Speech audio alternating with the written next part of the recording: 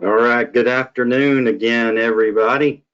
Zoe's just informed me that I forgot to change the date on the first slide, so you did not travel back in time today.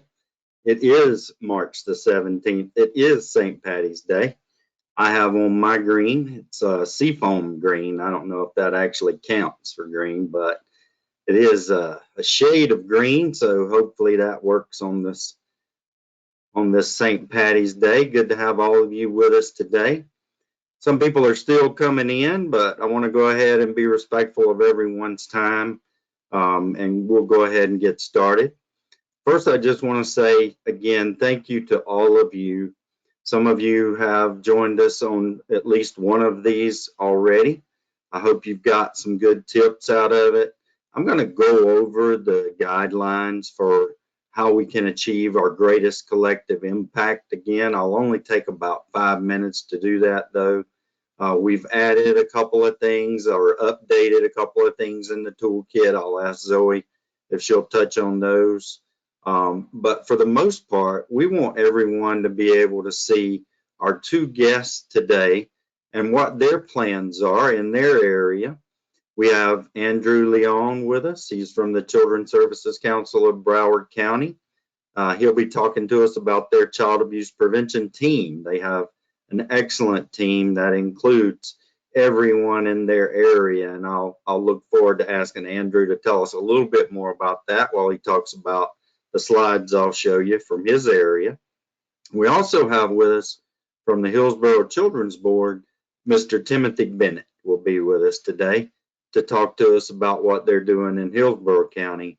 And I think between the two of these, you're going to see some really great ideas. So again, thank you for joining us. I'm going to go ahead and go through the review. Collective impact is what it's all about. Frameworks Institute is a well-known think tank.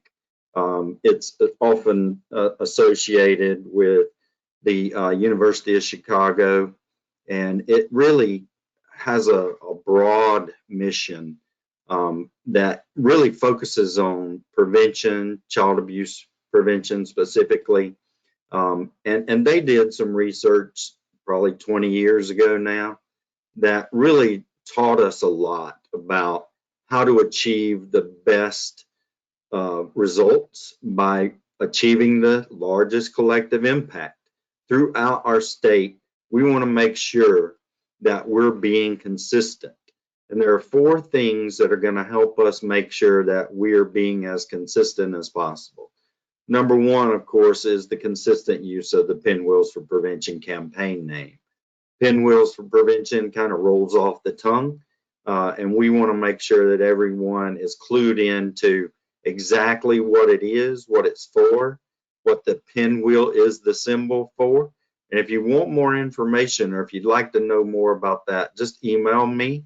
I'll be glad to send you more information about all of this. Consistent use of the logo then follows right along those same lines, as well as consistent use of the campaign messaging. And we've gone over that, but we'll touch on it again today. And of course, the use of the national pinwheel. The pinwheel being our symbol, I think is one of those things that can become iconic. And when you have a brand that becomes iconic, it's just easier for people to recognize, oh, it's that time of year. It's time for Pinwheels for Prevention. What does Pinwheels for Prevention seek to do? Well, it seeks to prevent abuse and neglect. We know from studies that have been done in our state and across the country for that matter, people realize child abuse and neglect exists. That's not a question. What they don't realize is what they can do about it, which is one of the reasons why we spend so much time talking about supporting parents, talking about relief of stress, talking about adverse childhood experiences and replacing those with positive childhood experiences. So to help us with that, we ask that you join us in some real simple campaign messaging. For example, we want to make numbers meaningful to people. You could list out the number of children who have been abused or neglected in your area. You can give that number. You can throw out numbers And some people will take to that. Some people get that. Some people pay attention to those things. But it gets in people's head and in their conscience a little bit more.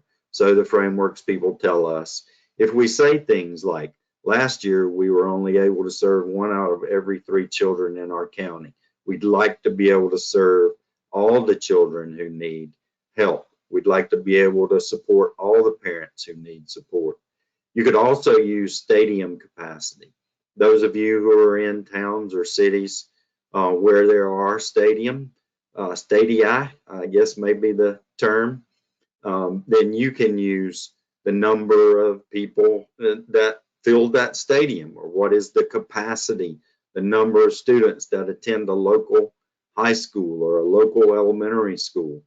But what really gets people to identify with what we're trying to promote is when we use local stories. And I'm going to take it just a little further and say when we use local success stories. People need to see that what we're talking about actually works.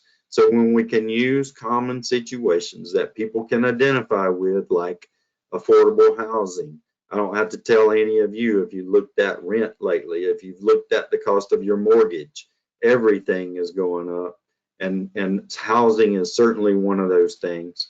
Then another thing that people can relate to in large part is the need for more mental health, more substance abuse services, more prevention related mental health and substance abuse services.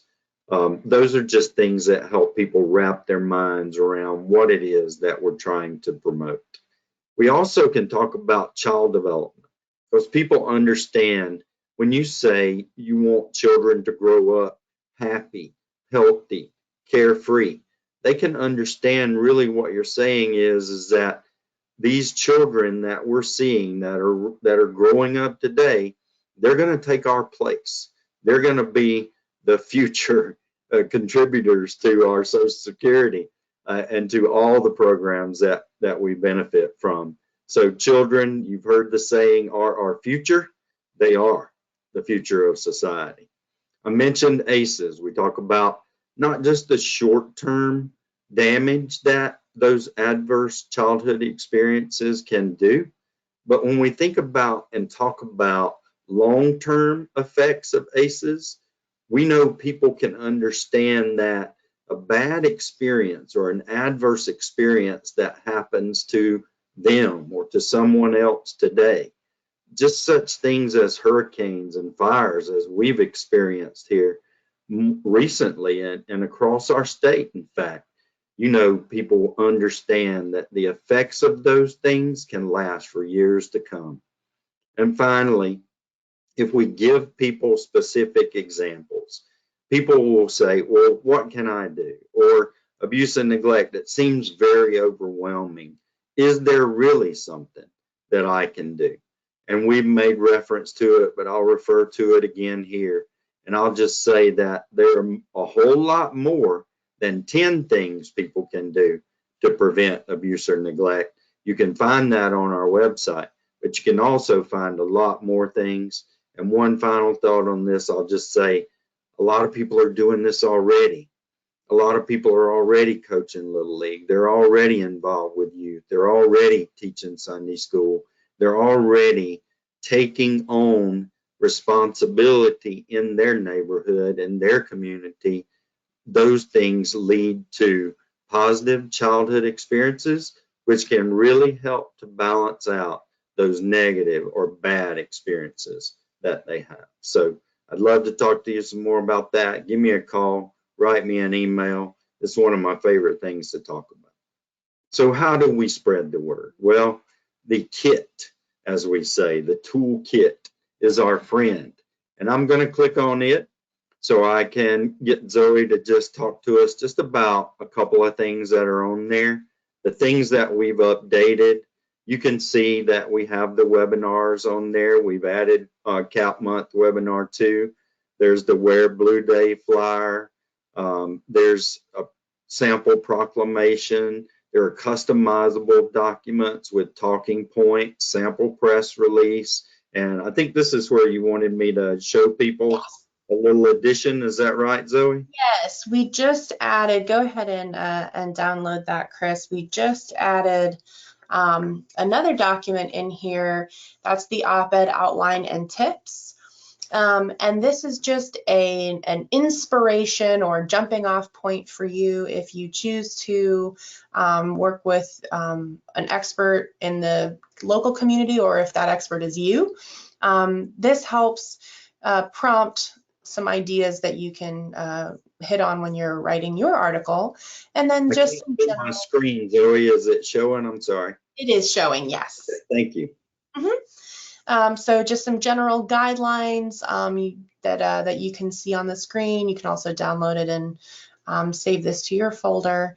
At the top, including some usually about 500 to 750 words, although the newspaper will tell you exactly how many words they prefer. Make sure you proofread it, and then usually you'll email it to the editorial page editor. Be sure to include a headshot, author's full name, title, organization, and their contact email address. And then underneath the tips is that outline that I mentioned. So sort of some inspiration points, sort of an outline for you to use as a guide. And feel free to email me if you have any questions. But this was the one document that we had just added. I wanted to make sure we mentioned. Thanks, Chris. Thank you, Zoe. All right. So as you heard Zoe mention, the toolkit is a great help, and one of the best things I think that people really appreciate that's in the toolkit are those social media images. That is definitely a way that we can achieve collective impact, is through our social media. And we appreciate all of you who've already done things like this. And we just want to encourage you to continue to do those things. And April is almost here, so it'll be just about time in another week. Our focus here in Florida, of course, is going to continue to be not just the Pinwheels for Prevention tour. We had some bad news last week. The large 18-wheel tractor trailer with the billboard, rolling billboard as I call it, was in an accident. The driver and everybody that was involved in the accident is okay. They're all okay, but the trailer is not. So sadly, we had them down for half a dozen events this year. They were excited to be able to come back again and be with all of us, that they doubt very seriously. In fact, they told me not to expect that truck will be available this year. So that's sad, but we are working on some alternatives. So if you're one of those folks who had approached us already about having some additional toys at your event, as Andrew told me, the cherry on top of the event, and just having something eye-catching and something there for people to take pictures with and that kind of thing, then we've already spoken, and I'm working on it, trying to get us something else to add to that part of our toolbox. Hashtags, still the same. Great childhoods is always good. Pinwheels for Prevention, I've mentioned. And Cap Month, it is almost Cap Month. And then Wear Blue, don't forget, April 1st, no fooling. Cap Month, Wear Blue Day. So there's a great flyer in the toolkit if you want to use that. That's another way to get people involved. It's real easy. Just like we all got on green today, we can wear blue on Wear Blue Day. And then people will hopefully see our collective photos, pictures, all the things that we share with people will generate buzz, will generate questions. And at the same time, it's kind of fun for us too. So please share your photos. We look forward to seeing all of you in your blue on April 1st. And finally, special events. There's a great deal more special events on the web page now. Thank you all so much for putting your events on the website. Please continue to do so. We want to make sure that everyone and anyone who wants to know what are the events that are going on related to Child Abuse Prevention Month, that we want them to be able to have one place to go. It's also helpful when you have someone who may be visiting your area or someone who may just be learning about this for the first time. They can go online, find out what's happening in their area so they can be involved.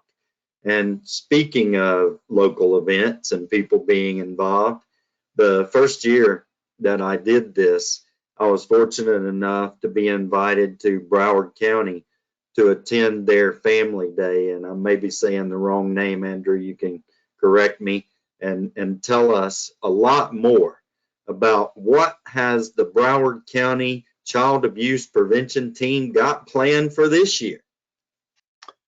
Well, Chris, thank you so much, first of all, for having me on. I'm trusting everybody can hear me, or I see the little Yes. green lights going on. Yes. So thanks again for having me and for helping for everything you do related to child abuse prevention and leading up to Child Abuse Prevention Month. If I could just briefly describe a little bit about the way that Broward County approaches this. April is the culmination of a campaign that we called Broward Aware, Protecting Our Children. We started typically for the last, I would say, 8-10 years.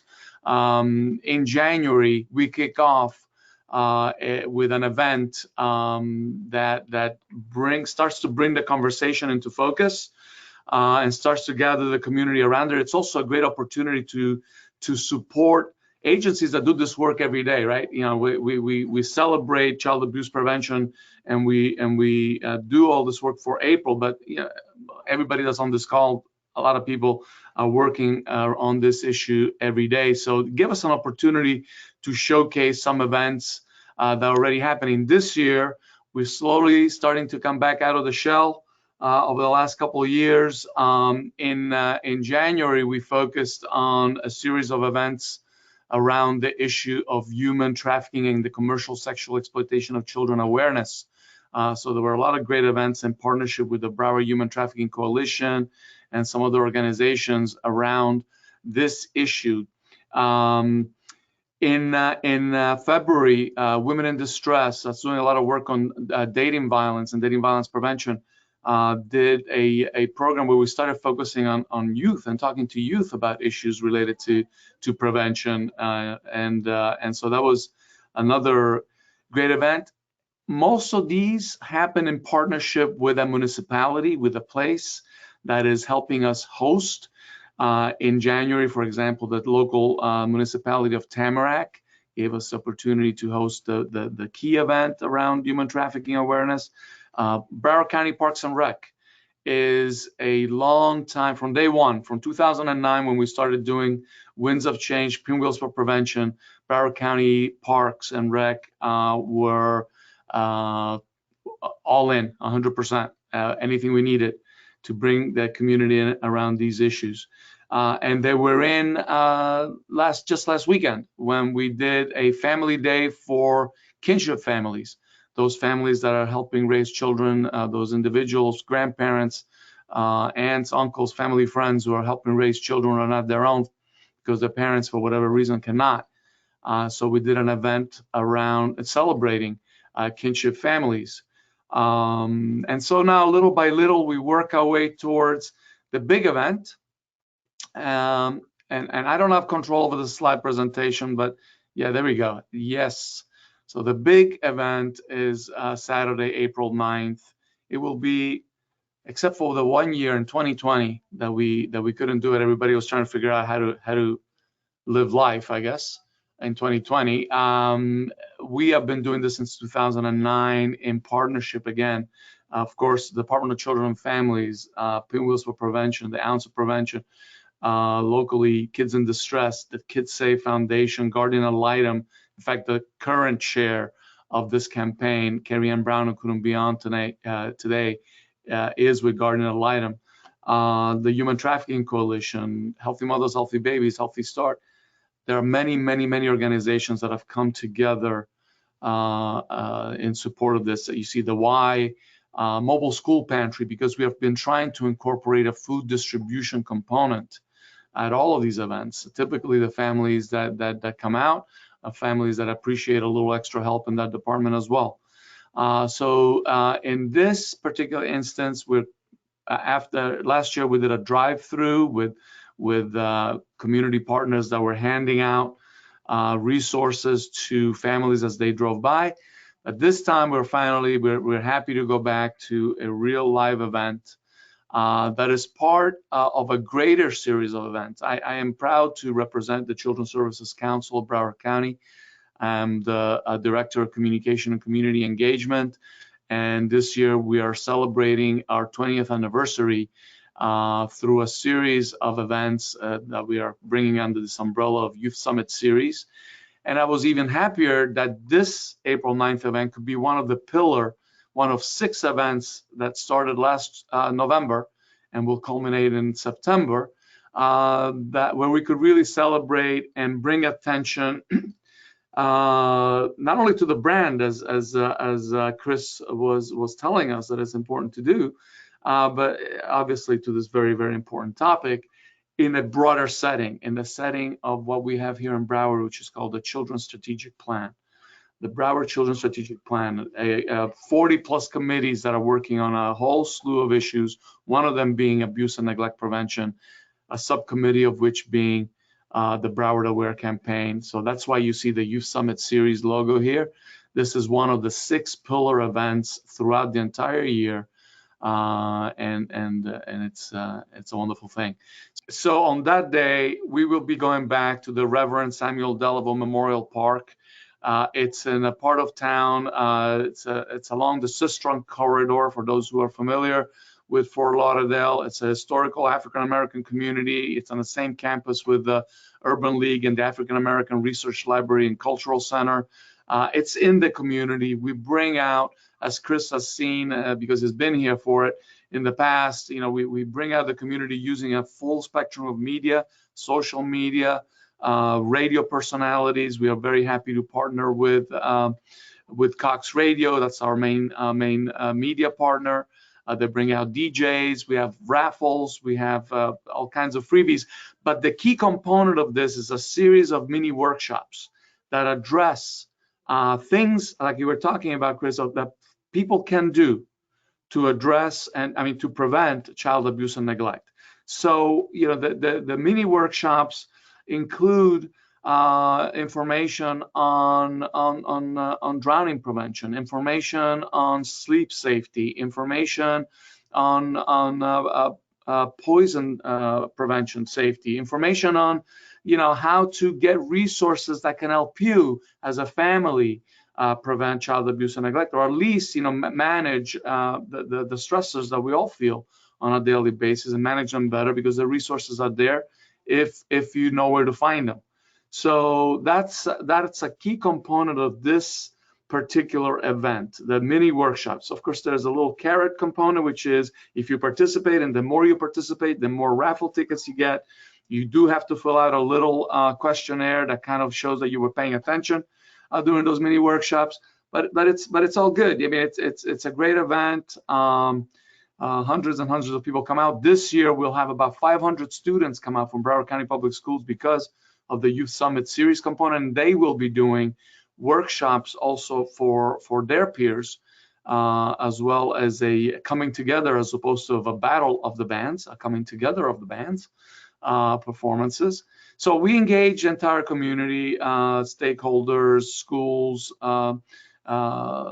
municipalities to bring this forth. Now, the current chair, and then you can move to the next slide. Thanks, Chris, has been really good about expanding the awareness of the campaign to municipalities, to public officials. We're doing Wear Blue Day on April 6th. There are a couple of reasons for that, but what we're doing and what we were able to do last year, for example, is to get municipalities to light iconic symbols of their city blue. So whether it was a building, whether it was a fountain, we're still trying to get hard rock. Those of you who have been in this neck of the wood, they have seen the guitar. Our big coup will be when we can light that guitar blue at the Seminole Hard Rock Hotel and Casino. I can't wait to see that, Andrew. Can't wait to see that. It will happen. It will happen. It will happen. You know, let's let Carrie Ann do it because she can do it. So I look forward to seeing that as well. So these are some of the things that are happening, that are going on. Again, it's a great partnership among many stakeholders and those of all of us who are in this all in to turn the curve on child abuse and neglect. I don't know if that was yes, that was I just my. wanted to go back. I want everybody to have a sense for, number one, how many people come out for this, Andrew, because I still tell the story today of the guy that you and I met who had just gotten custody of his boys. And to see him be able to get help on the spot like that, that was awesome. I just love that. I still tell that story every year. Yeah, I mean, it's a family fun and resource day, right? So that resource component is essential, and they need to be effective resources. And the agencies that come out that share their information, the resources, they on site provide services on the day of these events, and especially this one particular event. So yeah, that was the best part to me. I loved seeing that. It was just so neat to see, as you say, it actually being implemented right there on the spot. That was just awesome to see. we try to do that, and the agencies that come out try to have what they need to be able to provide immediate services if they're requested. I don't want to focus too much on that, though, because I think a very important part of these events is families need to be able to have fun when they come out. And y'all do a really good job. I know Baca joins y'all every year. And great. They will be here again this year. Yes, they will be back this year. The Bikers Against Child Abuse.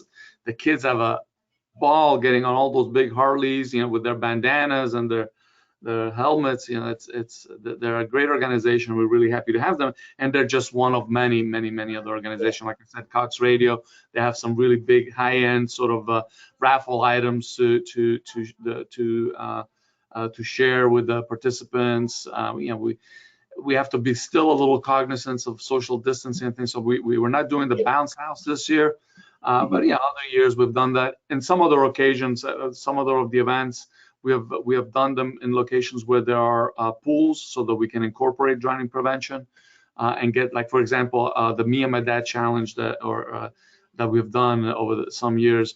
We had dads and their children, their babies, in the pool to address this very important issue as well. Yeah, so we try to engage to the best of our activity. CPR. Activities. We've been bringing out the cribs. All of those are ways to fully engage those who come out and have them get the most out of the events. Yeah, excellent, Andrew. Thank you very much for doing that. I really appreciate it, and I hope everyone has a chance to get some ideas and maybe just some additional thoughts on what they can do in their area. This has been building, like you said, for a long time. Y'all have been working on this for years now, and I know it didn't happen overnight. So I just want people to have a sense for what is possible, and the lighting of the buildings, the pinwheels in iconic locations. Y'all really kept adding year after year, seems like. Thank you. Yes. Yeah. We did have one question or a prompt in the chat. I see from Maria Richter, there was just a note saying, don't forget WIC. I'm not sure if that was related to the resources that were available, but just wanted to read that out. Yeah. Thank you, Zoe. Andrew, did you want to comment on that? Yeah, the Department of Health, both WIC and KidCare, they're typically they're participants at these events, again, because that's an opportunity to sign up people on the spot. So yes, the Department of Health is an integral partner at these community events, both with WIC and KidCare, and we're always happy to have them. Yes. If you're not there, you're square. So everybody wants to be there. Yeah. Thank you, Andrew. I really appreciate that. And I'm not sure if Tim with the Children's Board of Hillsborough County has been able to get on. I haven't seen him come on, so I'm perfectly able to talk about what they're doing. This is another great group on the west side of the state who's building and done many events over a long time now, several years. So they've kind of built, as I was saying, that Andrew and the folks with the child abuse prevention team down there in Broward do. Children's Board has a really neat way of approaching their events as well, because they have their events, and one of the first ones that I'll talk about for them is this one. I thought was really neat. I really wanted to try to go myself. I won't be able to make it, but this one's on my calendar for next year for sure. When we first started talking about this, I was talking with Timothy and Dexter from the Children's Board, and I said, they were talking about what all they were going to do, and at one point it was going to be a tricycle race. So I thought that was going to be really cool. But I think in order to make sure that they're being as open, as inclusive, as flexible, and get as many people involved as they possibly can, now they've expanded it and they've opened it up even more. And now they're calling it a family bike parade, whether it's a trike race or a trike parade, tricycles, bicycles. And you can see there, they don't really care what mode of transportation you use. They just want you to come out to Perry Harvey Park and help them raise awareness. Like I said, not just that child abuse and neglect exists, but what can be done to prevent it. So this is just one tool, one way that they use to be able to have people see in action what the things are that they want people to focus on. They also, I mentioned that they do a kickoff. So this year, it's on April 5th. It'll be their official kickoff. I think that's going to be at the Glazer Children's Museum. I think if Timothy was on, that he would tell us that that is a very beautiful setting, a very iconic setting right there on the Hillsborough River, downtown Tampa. Makes, again, great photos, great impact, people gathering, people learning about resources, learning about what they can do. They also utilize the media to be able to draw as much attention as they possibly can. And they do a little bit different than what we just saw with Andrew and the Broward County folks. They do a mandatory reporter webinar. They do other events as well. But again, all this is in partnership with so many people. And you can see just a couple of highlighted photos of some of the folks. And this photo on the right here is a picture of last year's event at the Glazer Museum. So great partners in Hillsborough County as well. You can see some of the partners. You can see some of the locations that they use. And then they also get people to put up billboards, or they sponsor the billboards.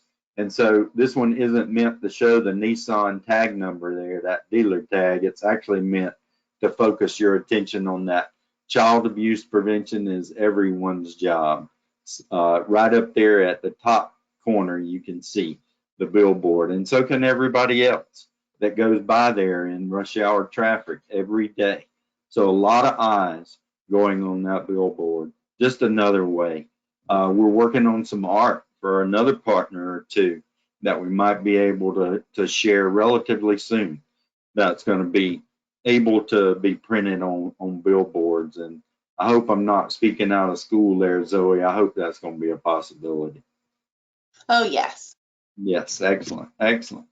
And I know some folks had done them in the past. We had 3 or 4 down on the Gulf Coast here in Northwest Florida as well. And then Michael came and just knocked them all down. So unfortunately, we don't have those anymore, but we're working on getting some more up. Any of you who are interested in finding out more about that, or even if you have ideas and you want us to consider doing something else, you want to partner to do something together, I think everyone on this call knows that we're always going to be open and willing to listen and to partner with you in whatever way we possibly can to be able to draw attention to prevention and raise awareness of what people can do to prevent abuse, to stop it before it starts. That's You did all a right. great job, Chris, at representing the Children's Board of Hillsborough Thank you. County. Thank you so much. Appreciate it. Everything you said was pretty spot on. We're definitely excited about the programs that we're doing to bring awareness for Child Abuse Prevention Month and with Pinwheels for Prevention. So yeah, I'm glad that we was able to do that. The picture that you're showing currently of the fence, that is where we're going to install over 800 pinwheels around our facility. So we're going to come together and do that. We're really excited about that. That happens every year with the Children's Board.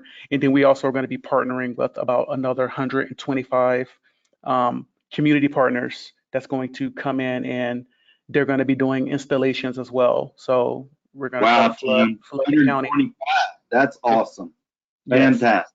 Yes. absolutely. So did you want to add anything about the family bike parade? Yeah, the Family Bike Parade this is our inaugural event that we're doing. It's going to be taking place, as you can see on the flyer, on April the 2nd.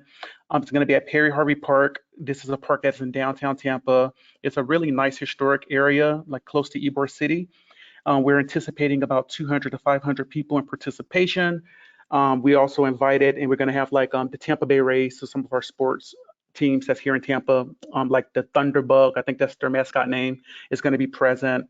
And then we have the Tampa Bay Lightning is going to be present. And then we have some prior NFL players that's going to be coming out with the Buccaneers that's going to be showing support for the event. We also bringing in like other like city partners, like officials that will be present for the event, like the Tampa Fire Department will be coming out to highlight a fire truck for kids. Like you said, we want to make sure that people are also understanding what we're doing, the message we're trying to bring, the awareness we're trying to make sure that people get that information, but also that important piece of also having fun.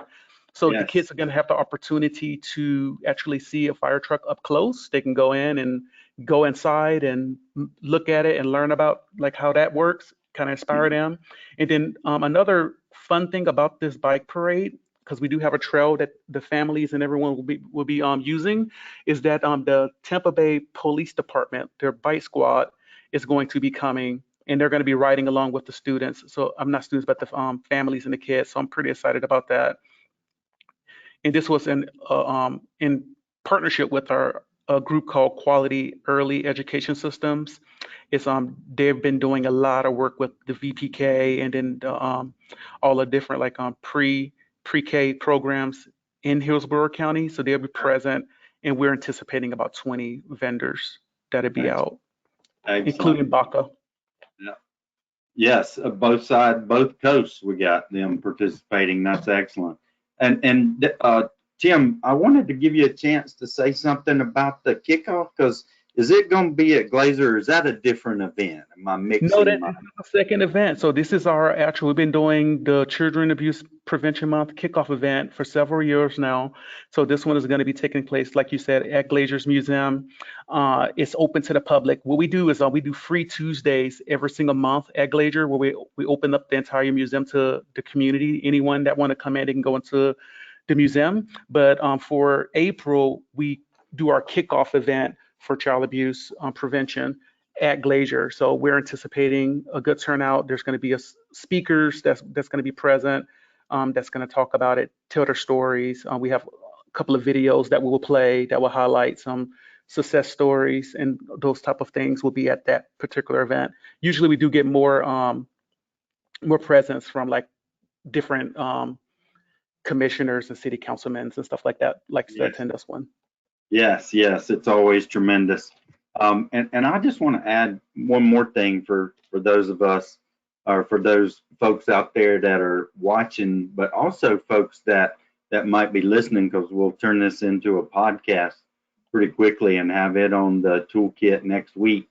But I want to just I can't really describe that scene, you know, on the river with the museum. And if you haven't visited that Glazer Children's Museum, it's excellent. A lot of hands-on activities for the kids. It's just a great partner to have, Tim, to be able to get these messages across, I think. Yes, yes, absolutely. It's a beautiful area. Like everybody that comes to visit Tampa, when they see that particular area within our downtown, it kind of shocks them a little bit because of Yeah, how you nice it wouldn't is. expect it to be right there amongst all those high rises and be that nice. Exactly. It's like in the middle with the river, with the Hillsborough County River cuts right through downtown. So that what makes it pretty nice. Yes, very nice. And then are y'all doing the virtual reporter training again this year, Tim? We are actually, I'm going to actually post in the chat, or I put it in the questions so you can get it out to everyone. But we have previous year, like the last year recording. I'm going to share that with you if you want to share that with anyone that's interested in seeing it. But yeah, Mhm. our reporters training was very successful last year. We had over 103 people that participated in the viewing. It was on Facebook Live the way we did it, and Ah, it's still getting a lot of reach. Like currently, I think it's over 1,000, like 1,114 people is currently great. reaching. So that's really good, and it definitely something that we're going to continue to do. Right now, we're currently talking to some of the community colleges here in Tampa, and we're wanting to get the like Hillsborough Community College together where we can do one for the students because there's a lot of non-transient, non-traditional students Uh-huh. that's at that campus, and we think it can help and bring some impact and get the I message think, out there about it. yeah, that's excellent, Tim. Any comments you would like to make? I know y'all get the Chamber of Commerce involved too, so I wanted to make sure people see that link as well. And then I did put a couple of photos in there from, I think that's probably last year's event.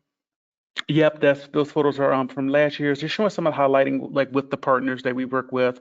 Like even what I like to highlight with just even this picture, I don't see it in here, but maybe that's the one with the building. But we actually work with like our fire department. Our here in Tampa, there's over 26 fire departments, so they all Yeah, gonna do Penwell Gardens, and then excellent. the county fire department, there's 43 Penwell Gardens that they're gonna do, and then our libraries, we actually go to them, and then they put up Penwell Gardens at every library. So we're expecting 23 of the libraries to have Penwell Gardens up this year. That is fantastic. I Yep. want to point out one more thing, Tim, because I think y'all do a really good job at co-branding. And I just want to direct people's attention to the sign that guy's Yes. holding, because that's a really good example of what you can do with the materials. And we thank y'all very much for Yes, doing this absolutely. every year.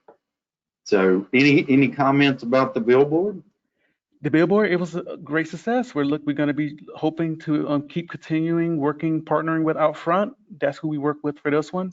The reason we highlighted this particular billboard is because it was a stagnant billboard. There's a lot of digital billboards you can use, which is another great resource. So we was using both, some stagnant and some digital. So this one Mhm. right here, it was in a very like high traffic area within the city and county.